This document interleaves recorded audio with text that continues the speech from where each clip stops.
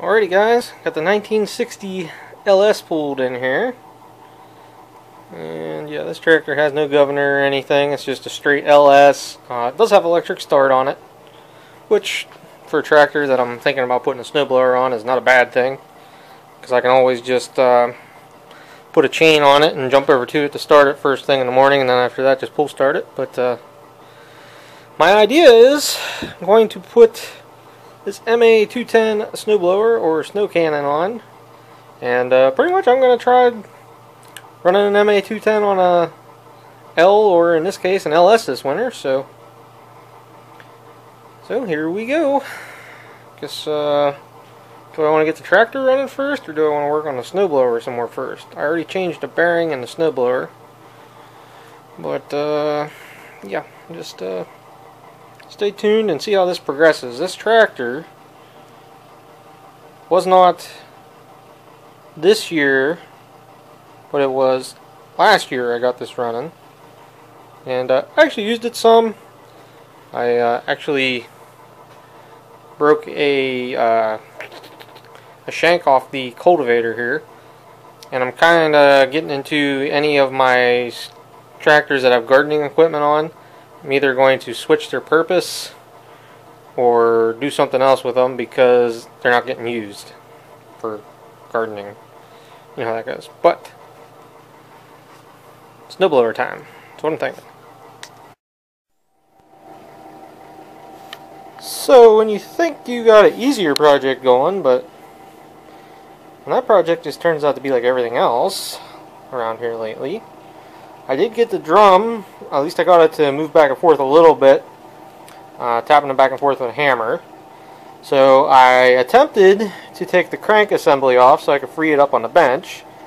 That's where I ran into my first problems, which I'll show you guys over here. Here's the lock nuts. You guys ever seen the nylon actually come out of the lock nuts whenever I tried to take this off? This one's still in one piece. This one came apart, and I ended up just cutting the head off the bolt. And then you guys can see the other cluster. That is supposed to be a gear that goes into the drum and turns that. Yeah, it's missing, might as well say, 3 3/4 of the teeth. It's never simple, is it, guys? So, have no fear. Steve has a parts blower, it's just not in here. So let's go out and check that out. Alrighty guys, so up here on the pool deck, see some of my attachment hoard that isn't in any buildings. Two maybe three sickle bars, and there's some knives and stuff laying there. 2 square shoot snow blowers, and the partridge in the pear tree. It's the MA210. I actually swiped the gearbox out of this last year for my 44. That's where that gearbox came from. So this snowblower here, the housing and everything is more solid than the other one, where it isn't, but this one is crappier. The cutting edge on this is completely gone, so it would be I think pointless. Could you fix that? Sure, but I see no reason to. This one here, the drum actually turns. The cable's broke. So here is my question. Hold on, get my other glove off. Does this turn?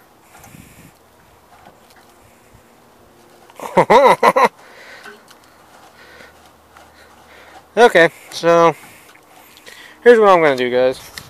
I am going to take the chute rotate off of this snowblower and take it inside and put on that other blower. I think that's going to be way more time efficient, and not only that, the gear on the other one is busted even if I do get it broke loose, but I'll keep it for parts. Why? I don't know. Don't ask me questions, I just do stuff sometimes. So let me go get some tools. The bolts on this one aren't near as bad. So, get some tools, get that busted off of there, and see what we can do. Actually, all the snowblowers I have back here have casters. Now, this has the caster yokes. That one has caster wheels. This has caster wheels. So, yeah. The only thing I wish the pool deck ladder was... Beggars can't be choosers. Alright, I'm gonna get some tools. Get that cracked off there and get the cover put on before it rains or something. Kinda looks like it. It's actually a decent view from up here. Wasn't for all the oak trees that somebody cut up and put in a pile. Have that. Alrighty, boys. Got this one off of the parts snowblower and got it in the shop here. I oiled everything up, and I got this thing. I can turn it by hand. I had vice grips on it and was spraying the chain down and everything inside, which I don't know. Some of you guys may or may not realize that, but there's actually two sprockets, top, one bottom, one top, and that's actually what rotates the chute through this gear. It goes into those notches on the blower housing there. So in all honesty, I mean, my personal 2 cents, Gravely had this figured out when they did this. And they did this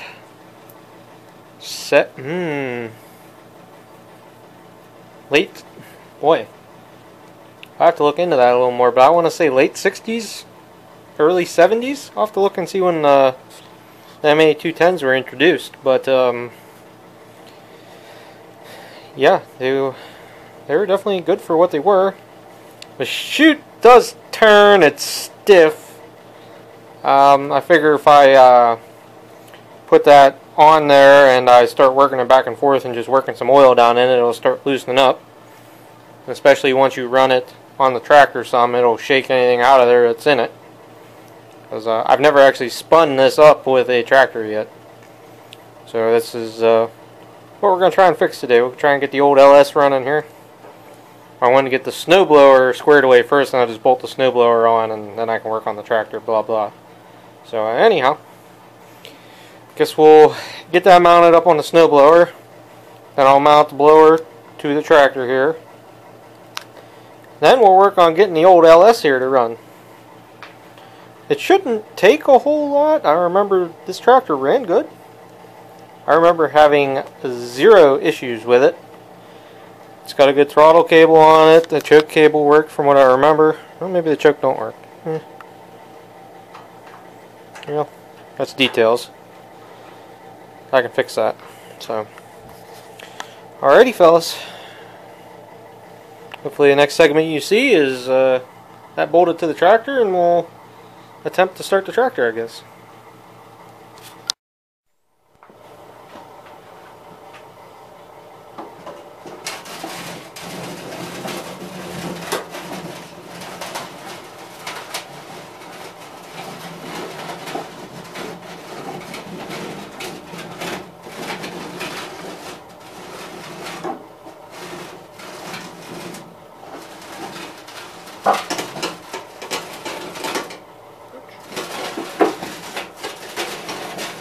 Speed wrenching is easy that direction.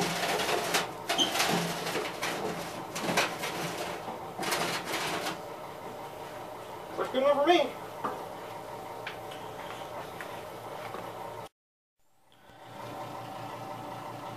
So I figured some of you guys may enjoy this, because I just now realized this and figured this out, but there's actually 2 different sets of holes down here that you can mount the chute rotation in, and I went off the original holes that it was mounted in. You can see right here, it's in past the side of the blower, or it is almost flush with it.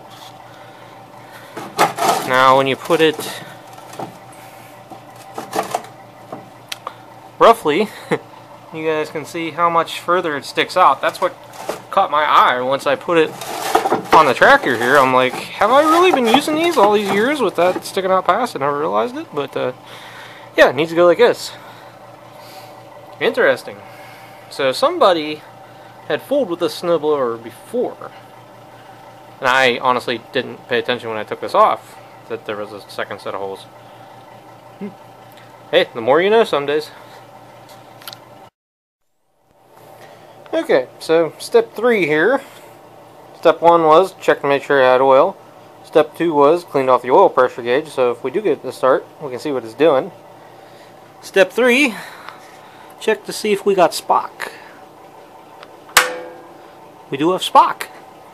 So, step 4, add the gas. Step 5, pull our ass off. Hoorah!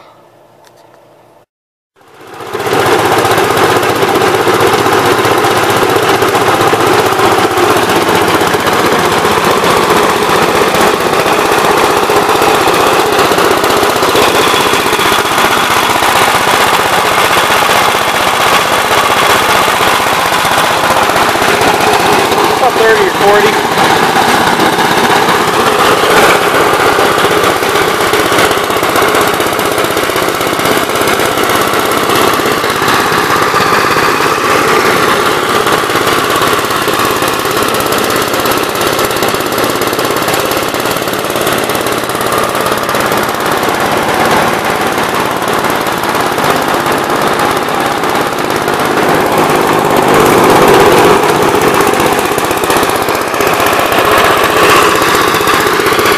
Those reels seem like they're spinning awful fast to me. I don't know.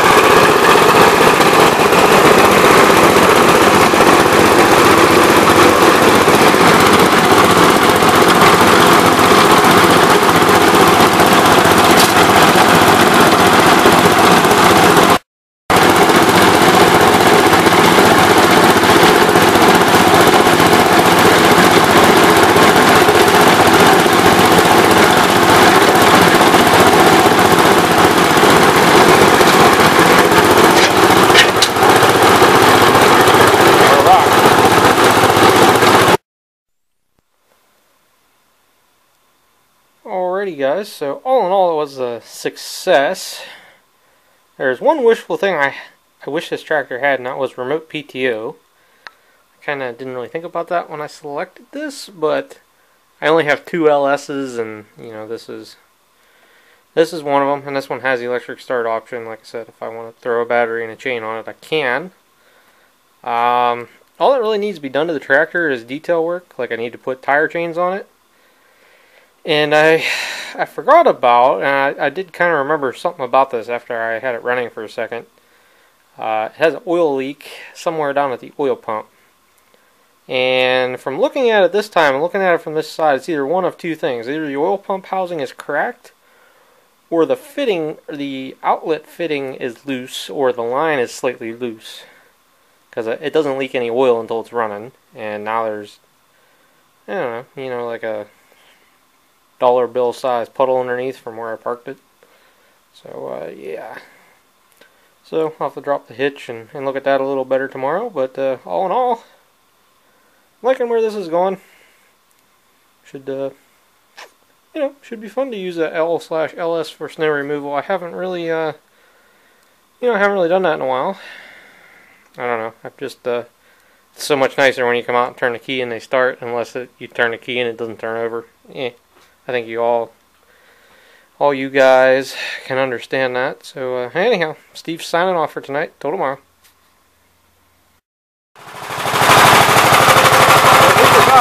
40 PSI.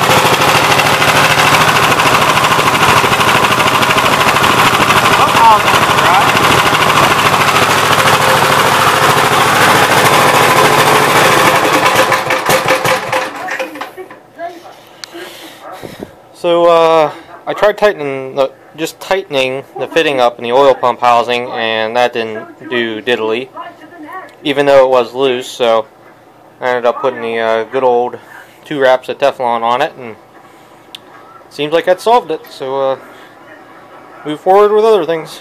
Tire chain time, I guess.